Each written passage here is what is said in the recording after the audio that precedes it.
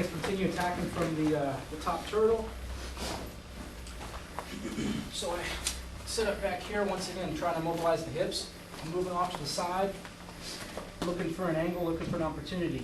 Here his head's still down, and I want to get inside of this arm here. One option that's available to me is to move from this knee to knee position, and I want to drive a wedge between his elbow and hip with my knee.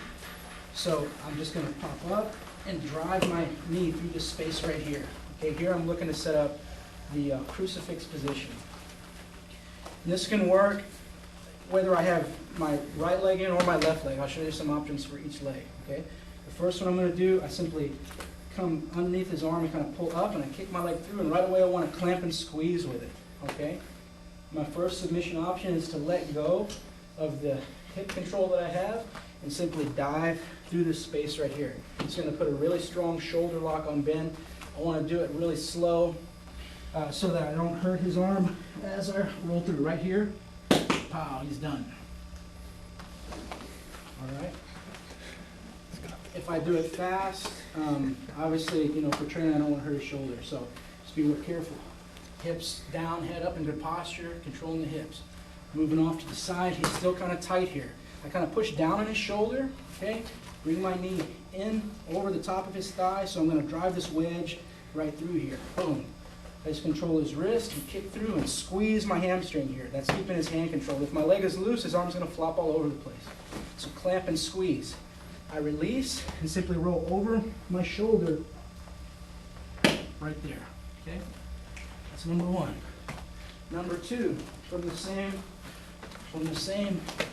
leg control is the crucifix where I roll over the top. So here what I want is I want to put my head down here, and I want to kick off of this leg here. All right, and now I'm looking to attack his neck.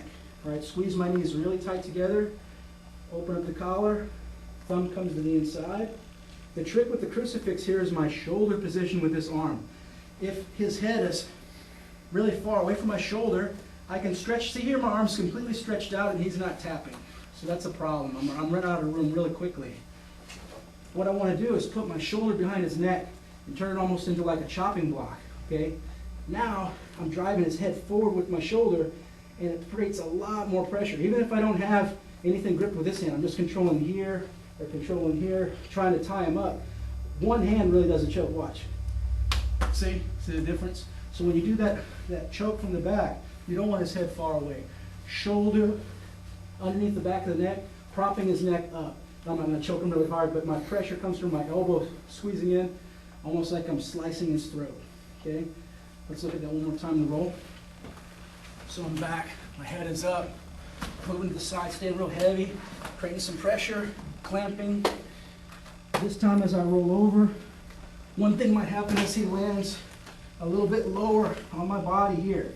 So look, now if I go to get this, I have that problem which I just told you guys about. Look how far away my shoulder is, see?